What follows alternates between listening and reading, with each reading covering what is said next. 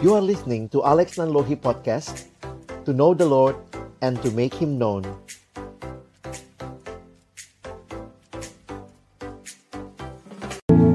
Mari kita berdoa mohon pimpinan Roh Kudus untuk pembacaan perenungan firman Tuhan. Kami datang dalam ucapan syukur di malam hari ini ya Tuhan, terima kasih. Karena sungguh Tuhan baik dan Tuhan menyatakan kebaikan-Mu di dalam kehidupan kami. Kembali hari ini kami boleh bersama-sama merayakan Natal. Kami percaya bahwa semua ini adalah kasih karunia dari Allah yang memberikan kesempatan kepada kaum lansia di jemaat Tuhan di tempat ini bersama-sama beribadah, memuji, memuliakan nama-Mu ya Tuhan. Sebentar kami akan membuka firman-Mu. Kami mohon kiranya ketika kami membuka firman-Mu, bukalah juga hati kami. Jadikanlah hati kami seperti tanah yang baik, supaya ketika benih firman-Mu ditaburkan, itu boleh sungguh-sungguh berakar, bertumbuh, dan juga berbuah nyata di dalam hidup kami. Berkati hamba-Mu yang menyampaikan dan semua kami yang mendengar.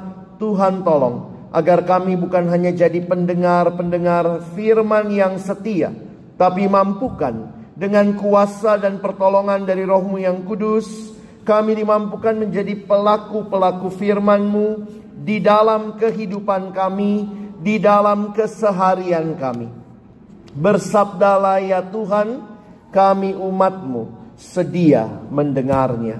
Di dalam satu nama yang kudus dan berkuasa, nama Tuhan kami Yesus Kristus, Sang Firman yang hidup, kami menyerahkan pemberitaan firman-Mu. Amin. Bapak Ibu yang dikasihi Tuhan, mari sama-sama kita membuka firman Tuhan di dalam Injil Lukas pasalnya yang kedua. Kita akan membaca Lukas pasal yang kedua, mulai dari ayat yang ke-8 sampai ayatnya yang ke-14. Lukas pasal yang kedua, ayat yang ke-8 sampai ayat yang ke-14. Mari sama-sama kita akan membaca bagian ini bergantian. Saya akan memulai membaca ayat yang ke-8. Mohon Bapak Ibu Saudara ayat yang ke-9 kita bergantian sampai ayat yang ke-14. Judul perikop yang diberikan Lembaga Alkitab Indonesia adalah Gembala-Gembala. Di daerah itu ada gembala-gembala yang tinggal di padang menjaga kawanan ternak mereka pada waktu malam.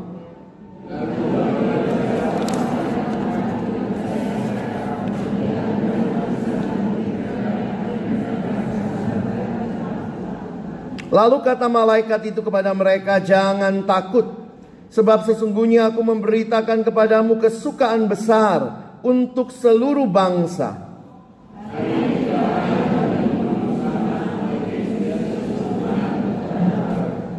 Dan inilah tandanya bagimu. Kamu akan menjumpai seorang bayi dibungkus dengan lampin dan terbaring di dalam palungan."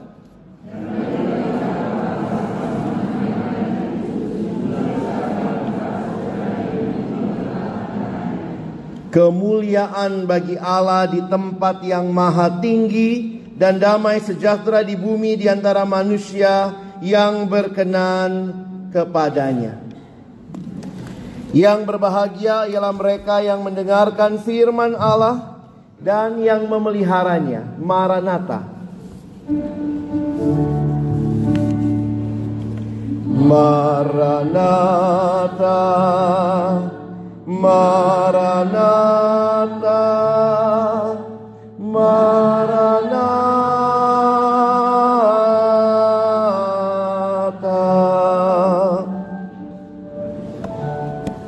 Shalom.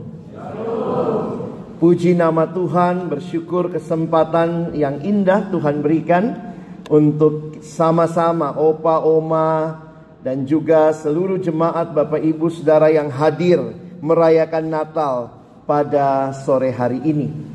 Saya menyiapkan sebuah presentasi PowerPoint, semoga bisa dilihat ya, untuk kita sama-sama hari ini melihat tentang Natal. Bapak Ibu Saudara yang dikasihi Tuhan, bisa tolong PowerPoint-nya?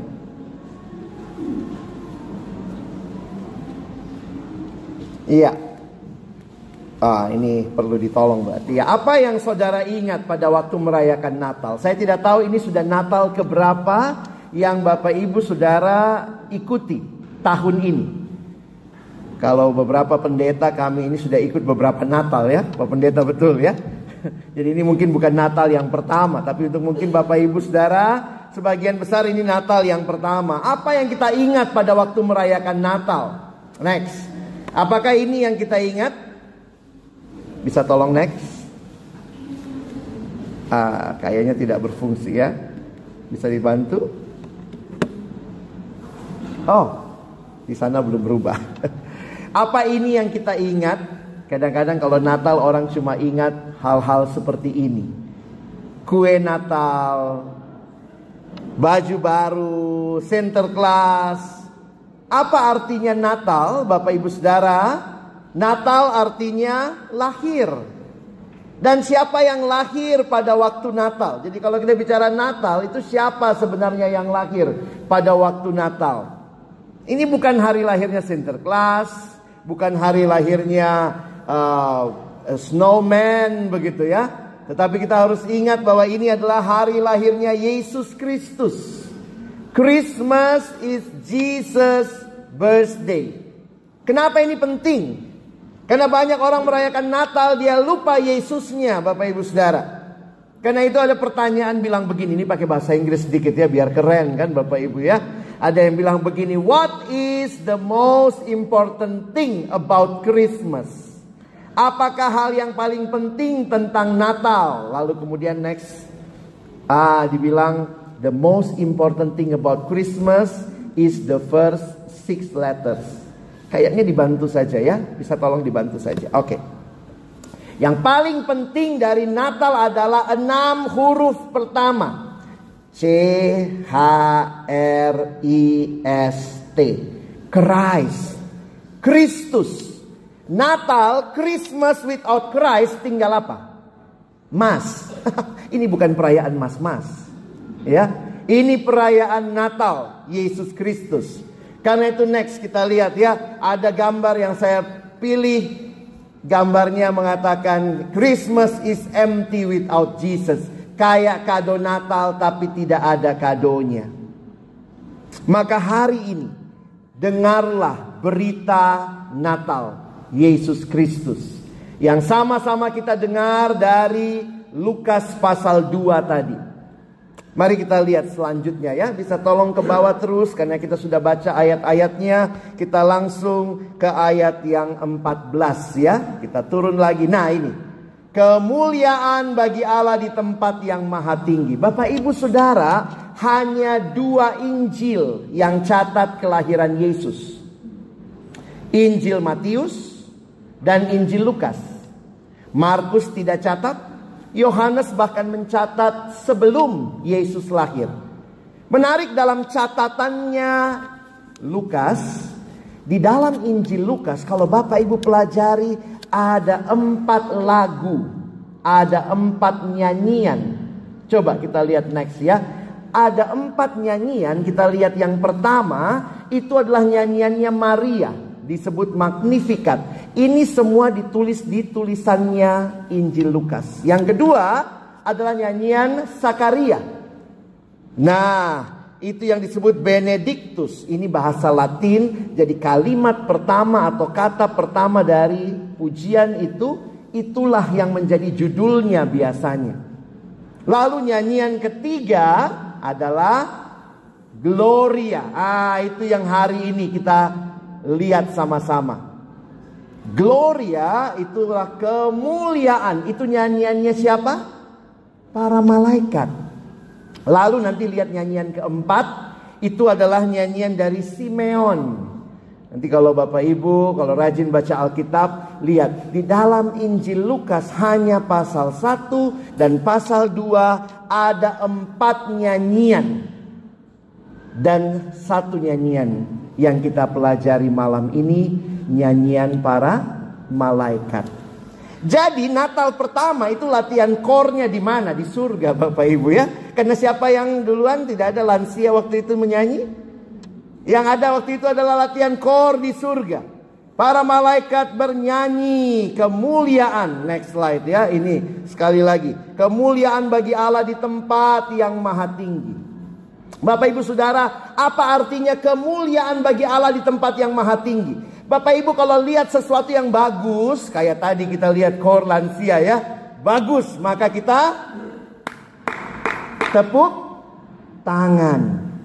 Maka ketika Yesus datang ke dalam dunia, malaikat berkata, kemuliaan bagi Allah di tempat yang maha tinggi. Malaikat hanya berkata, sungguh engkau Allah yang mulia. Itu yang dinyanyikan para malaikat. Next ya, kalau ini dalam bahasa penjelasan kemuliaan bagi Allah di tempat yang maha tinggi, bagian ini menekankan pujian dan penghormatan yang tertinggi kepada Allah. Kelahiran Yesus Kristus merupakan peristiwa yang membawa kemuliaan bagi Allah, karena melalui peristiwa ini Allah menyatakan kasih dan belas kasihannya. Jadi Bapak Ibu, tempat yang maha tinggi menggambarkan posisi tertinggi Allah yang melampaui segala ciptaan yang ada. Bapak Ibu, manusia di dalam dosa tidak punya pengharapan. Manusia mau keluar dari dosa tidak bisa. Maka alam ini menunggu-nunggu apa yang Allah akan lakukan untuk selesaikan dosa. Paulus pakai istilah, ini rahasia yang selama berabad-abad belum dinyatakan. Tetapi kemudian hari Natal, Tuhan kasih tahu, untuk selesaikan dosamu, hai manusia, aku kirim anakku yang tunggal, Yesus Kristus. Karena itulah para malaikat yang begitu menyadari, oh inilah karya Allah yang jadi manusia. Mereka hanya bisa berkata, kemuliaan bagi Allah di tempat yang maha tinggi. Bapak Ibu pernah begitu? Coba-coba bikin sesuatu nggak bisa, mau buat begini nggak bisa, terus kemudian datang yang bisa tolong kita. Langsung kita, aduh, kita pukul-pukul pundaknya, terima kasih banyak ya. Ini malaikat juga bilang, Tuhan, engkau sungguh luar biasa, dosa manusia kau selesaikan. Bukan dengan cara yang lain yang dunia pikir, tetapi caranya kau mengutus anakmu yang tunggal. Lalu apa yang terjadi Bapak Ibu Saudara? Bukan hanya kemuliaan di surga, tapi perhatikan, di bumi ada damai sejahtera. Nah kita lihat nextnya ya. Di surga segala kemuliaan yang tertinggi, tetapi juga ada damai sejahtera di bumi. Damai sejahtera yang dibawa oleh Yesus adalah perdamaian yang lebih besar dari sekadar tidak ada konflik atau perang. Ini adalah perdamaian yang melibatkan rekonsiliasi antara manusia dengan Allah, tapi juga antara manusia satu dengan lainnya. Jadi perdamaian ini mencakup kesejahteraan secara rohani, fisik, dan emosional, serta hubungan harmonis antara sesama manusia. Bapak Ibu, saya senang dengan salib. Lihat salib ya. Setiap kali kita lihat salib ada dua dimensi. Satu dimensi vertikal, hubungan dengan Allah. Itulah yang Yesus bawa. Dia membawa damai antara manusia dengan Allah. Tapi bukan hanya itu. Dia bawa damai dalam relasi manusia dengan sesama. Itu indah. Makanya ada dimensi horizontal. Makanya kalau kita bilang, oh saya mengalami Natal, saya mengalami damai sejahtera, tapi kita tidak mengalami damai dengan sesama, saya pikir ada yang salah dengan Natal kita. Oke, saya berhenti pakai slide-nya. Saya akan khotbah langsung dari sini.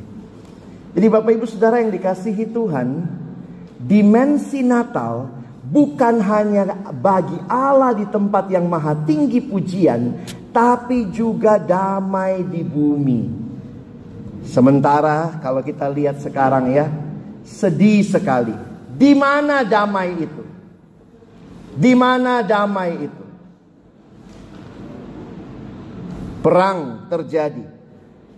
Kemarin kita tahu Israel, Palestina ini masih perang sudah lebih 1 bulan ya. Tapi mungkin opa oma bilang, aduh Pak Pendeta terlalu jauh Israel ya. Di rumah saya juga ada perang, ada. Jangan-jangan di rumah juga ada perang ya.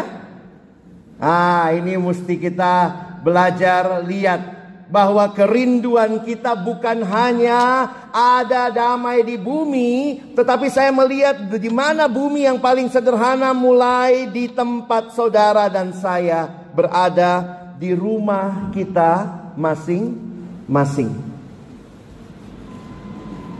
Natal pertama ada sosok gembala. Saya waktu pelajari gembala itu menarik saudara ya. Jadi di dalam strata hidup manusia yang ada di Palestina pada waktu itu, gembala itu menempati strata yang kedua terbawah katanya. Jadi kalau kita bisa pahami, di dalam hidup masyarakat itu ada orang-orang yang dianggap kurang dipercaya, sudah tidak banyak fungsinya, kira-kira seperti itu. Nah, mereka ada di strata yang bawah Bapak Ibu. Sebuah tulisan mengatakan kalau pada waktu itu gembala itu tidak didengar kesaksiannya di pengadilan. Jadi kalau waktu itu kita mungkin jalan lalu ketabrak unta, lalu yang menyaksikan gembala itu nggak dipakai kesaksiannya di pengadilan. Apa yang terjadi? Berita Natal pertama datangnya buat para gembala. Saya suka pikir begini ya. Memang kalau dibilang damai, kita sih Indonesia nikmati damai ya. Tetapi realitanya biasanya orang-orang yang ada di golongan-golongan paling bawah, mereka tidak mengalami damai sesungguhnya seperti yang lain. Waktu saya pelajari lagi tentang gembala, dikatakan begini Bapak Ibu ya. Domba itu kan kuat makan. Jadi domba tuh makan. Akhirnya padang rumput sudah mulai tipis. Akhirnya mesti pindah lagi. Nah, domba itu harus dibawa gembala ketemu padang rumput yang baru. Jadi kemudian gembalanya pindah lagi padang rumput. Makan domba makan banyak, pindah lagi padang rumput. Jadi itu gembala ikut sama domba sampai dia bisa 1 bulan baru balik ke padang rumput yang awal. Ini membuat gembala-gembala ini jauh dari hidup sosial masyarakat, apalagi ikut kebaktian rutin. Ya. Tetapi berita Natal itu datang untuk para gembala, untuk mereka yang terpinggirkan, mereka yang terlupakan. Saya yakin setiap kita, Allah peduli dengan kita. Berita Natal datang bagi kita. Saudara, kadang-kadang dalam kehidupan kita mungkin dengan pertambahan usia mulai punya perasaan, aduh saya ini kurang berguna. Maaf ya, mungkin opa oma suka rasa begitu ya. Apalagi kalau sudah tambah tua, sudah mulai sakit-sakit, lalu kemudian tidak sekuat dulu, sudah pensiun, dulu kayaknya hebat di kantor, sekarang sudah di rumah saja. Dulu kakinya 2, sekarang 3, pakai tongkat ya. Ada yang harus pakai kursi roda. Kita rasa-rasanya juga suka begitu ya. Aduh, saya ini nggak guna. Aduh, saya ini ya cuma bikin beban buat anak. Ada yang rasa begitu? Berita damai sejahtera datang buat opa oma sore ini. Engkau berharga bagi Allah. Berita itu datang untuk saudara. Tentu kita harus mengusahakan damai sejahtera. Saya juga lihat ada juga opa oma, orang tua yang tambah tua tambah repot diurusin. Maaf ya. Jadi saya ngomong apa adanya ini. Kan saya bukan pendeta di sini, jadi saya tidak tahu pergumulan saudara ya. Saya bicara apa adanya saja Pak Pendeta ya. Makanya ada yang bilang begini, siapa perempuan paling bahagia di dunia? Hawa, tidak punya mertua. Bapak Ibu Saudara yang dikasihi Tuhan, kalau kita merayakan Natal, maka tanyakan apakah damai itu juga kita alami mulai dari tempat di mana kita hadir. Apakah ada di hati kita? Jangan rasa-rasa lagi seperti itu. Aduh, saya nggak berguna. Kadang-kadang gitu ya, opa oma. Kan saya punya mama di rumah. Mama 75. Kadang-kadang orang tua gitu ya, sudah sakit berapa hari nggak mau kasih tahu anak. Nggak mau bikin repot. Kalau sudah sakit tambah repot. Ya, opa oma kasih tahu anak. Anak, saya mau bikin repot kau. Gitu ya. Kadang-kadang kita rasa begitu. Aduh, Pak Pendeta, saya nggak mau kasih repot anak saya. Jadi sudah berapa lama oma demam? Baru 1 bulan. Itu tambah repot nanti. Kadang-kadang kita memang rasa kehidupan sepertinya makin menua, makin tidak berdaya. Tapi saya mau ingatkan bagi kita, Yesus datang. Kelahirannya diberitakan kepada orang-orang yang terpinggirkan, tidak dipedulikan. Supaya apa? Supaya saudara dan saya boleh menikmati damai itu di dalam keseharian kita. Damai yang dibawa memberikan kepada kita kasih yang melimpah.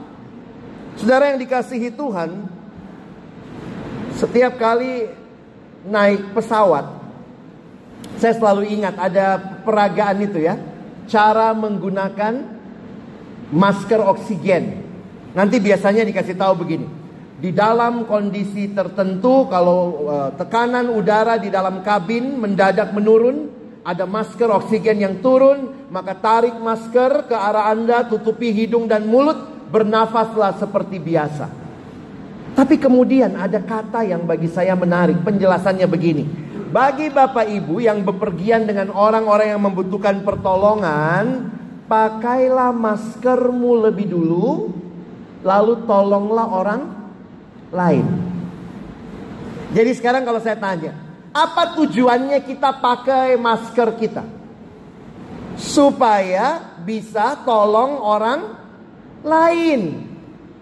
Itu persis seperti yang ditulis oleh Rasul Yohanes. Di 1 Yohanes 4 ayat 11 dia berkata begini, saudara-saudaraku yang kekasih, jikalau Allah sedemikian mengasihi kita, dengar kalimatnya, haruslah kita juga saling mengasihi. Kalau Allah mengasihi kita, maka kita pun harus saling mengasihi. Saya pakai masker itu supaya saya bisa menolong orang lain. Allah sudah mengasihi saya bukan supaya saya menikmati kasihnya sendiri, tetapi supaya saya bisa membagikan kasih itu. Allah memberikan damai sejahtera supaya apa?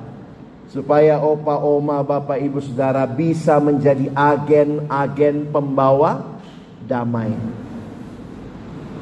Kalau kita sadar itu, maka Natal kita tidak hanya menjadi Natal untuk diri kita.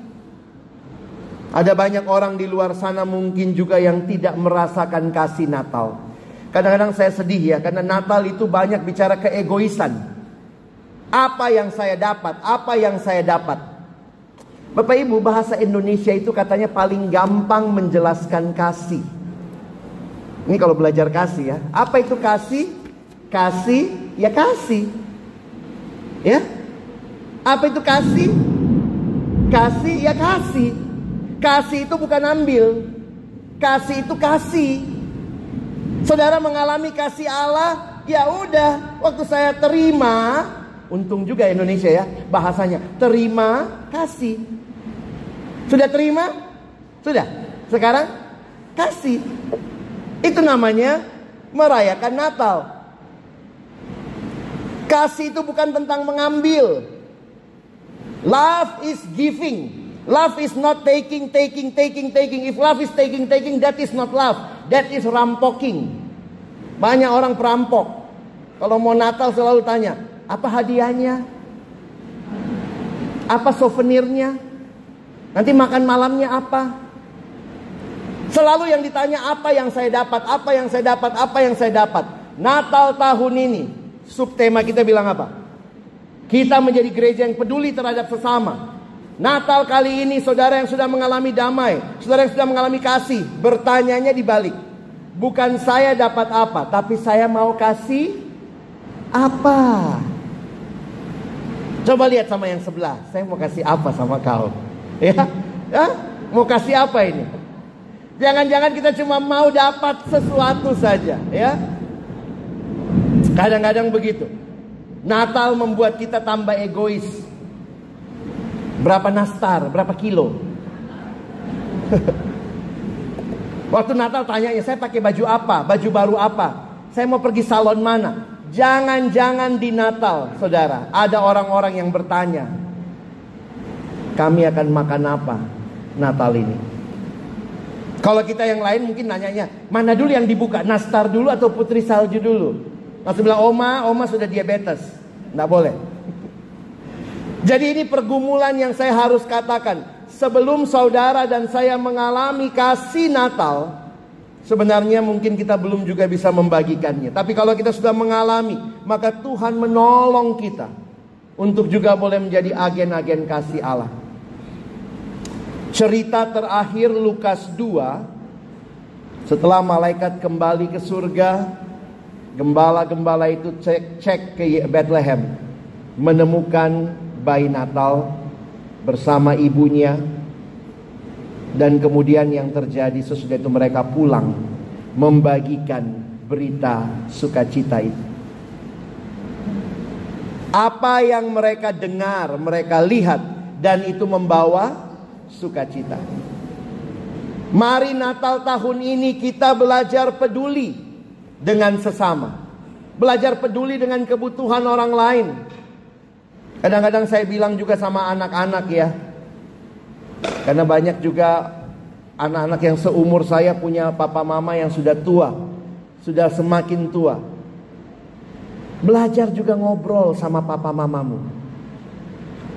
Kadang-kadang kan yang opa oma butuhkan bukan cuma uang ya. Anak-anak kasih uang tiap bulan, kita butuh kehadiran mereka. Mereka bisa ngobrol, bisa cerita. Tapi sebelum mungkin mereka melakukan itu, mari kita juga jadi orang tua yang belajar berbagi.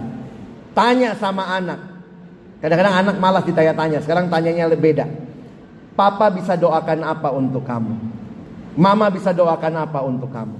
Belajar peduli dengan kebutuhan mereka. Kita tuh egois. Kita maunya kita yang ditanya. Tapi sekarang mungkin kita balik juga ya. Kita belajar bertanya. Tanyalah hal-hal yang mungkin akan menolong mereka juga. Jangan menekan ya. Kadang-kadang juga ada pertanyaan, kapan kawin? Itu juga bikin anak mama gua nih, papa gua ya. Sampai ada orang tua begitu, nggak apa-apa, siapa aja kawin lah, sudah, siapa yang lewat kawin saja sudah. Menikah bukan untuk bahagia. Kebahagiaan ada di dalam Kristus. Jadi pastikan anak-anak kita menikah dengan yang seiman, itu kebahagiaan. Sementara belum menikah bisa bahagia. Bisa asal ada Yesus. Jadi bukan menikahnya yang bikin bahagia. Jangan terbalik konsepnya ya, opa oma. Yang bikin bahagia itu Yesus, bukan menikah. Saya ingat waktu menjelang saya menikah, saya ketemu kakak rohani saya. Dia bilang sama saya, Alex, saya mau kasih nasihat pernikahan. Di parkiran waktu itu. Kasih nasihat pernikahan di parkiran. Saya bilang, iya bang. Alex ingat, menikah bukan untuk bahagia. Ya abang, udah sebar undangan. Bahagia itu karena kau dalam Yesus. Pasanganmu dalam Yesus. Kalian menikah bahagia di dalam Kristus. Oh ya. Jadi belum menikah bisa bahagia? Bisa, asal di dalam Kristus. Ada yang sekarang namanya jojoba ya, jomblo-jomblo bahagia. Karena ada Yesus. Kalau Tuhan kasih pernikahan, puji Tuhan, di dalam Tuhan. Jadi makanya jangan dibalik seolah-olah yang bikin bahagia itu menikah. Tidak. Yang bikin bahagia itu Kristus. Kalau yang bikin bahagia menikah, dari anak sekolah minggu TK suruh dia kawin. Kawin kau, biar bahagia. Ayo anak-anak TK kawin semua ya, biar bahagia. Tapi dari TK, dari sekolah minggu, siapa yang kita beritakan? Terima Yesus dalam hidupmu. Itu kebahagiaan. Pegang imanmu yang teguh. Itu yang diberitakan kakak-kakak guru sekolah minggu ya. Nah, tentu kita mau lihat anak kita bahagia kan? Nah, maka dorong mereka cari pasangan di dalam Tuhan. Kalau belum ketemu, tetap di dalam Tuhan, cari lagi. Belum ketemu, tetap dalam Tuhan, cari lagi sampai Tuhan pertemukan. Itulah kebahagiaan yang Tuhan rencanakan. Ya. Jadi opa oma bisa bahagia? Kadang-kadang kita rasa bahagia karena menikah. Maaf, berapa banyak yang masih ada suaminya, masih ada istrinya. Tahu-tahu suami sudah mendahului kita. Kalau menikah yang bikin bahagia, berarti gak bahagia dong. Sudah gak ada suaminya, udah gak ada istrinya. Bahagia itu karena ada Yesus. Di masa tua, opa oma bahagia karena ada Tuhan Yesus. Mari belajar peduli satu sama lain. Mari belajar untuk melihat, peduli dengan kondisi yang lain. Satu sama lain kita jadi berkat. Saya tutup dengan sebuah pertanyaan. Ini pertanyaan yang pernah ditanyakan kepada Santo Agustinus. Satu waktu Santo Agustinus ditanya, bagaimana bentuk dan rupa kasih itu? Lalu Santo Agustinus menjawab, kasih memiliki tangan untuk menolong orang lain. Kasih memiliki kaki untuk menghampiri mereka yang miskin. Kasih memiliki mata untuk melihat kebutuhan-kebutuhan orang lain. Kasih memiliki telinga untuk mendengar rintihan mereka yang menderita. Demikianlah rupa kasih. Kasih bukan konsep abstrak, tetapi kepedulian kepada sesama. Karena kita telah mengalami kasih Allah, kita membagikan kasih Allah. Kita telah alami damai dari Allah, kita bagikan damai di mana kita hadir. Ya, jangan lupa Natal kali ini terima kasih. Apa? Terima kasih. Itu namanya peduli dengan sesama. Selamat Natal, Tuhan memberkati kita. Amin. Mari berdoa. Bapa Surgawi, terima kasih untuk kesempatan merenungkan firman-Mu. Pujian para malaikat mendorong kami untuk terus hidup memuliakan Allah, tetapi juga hidup menikmati kasih dan damai sejahtera satu sama lain di dalam Engkau. Terima kasih sekali lagi buat kesempatan mendengar firman-Mu. Tolong kami jadi gereja yang peka dan juga peduli terhadap sesama di masa Natal. Kesempatan kami membangun relasi yang baru dengan saudara-saudara seiman kami, atau bahkan memulai mengusahakan damai di rumah kami masing-masing. Kami sungguh rindu damai Allah itu boleh kami alami dan kami bagikan. Kami bersyukur untuk firman-Mu. Tolong kami bukan cuma jadi pendengar yang setia, mampukan kami jadi pelaku-pelaku firman-Mu. Dalam nama Yesus kami berdoa. Amin.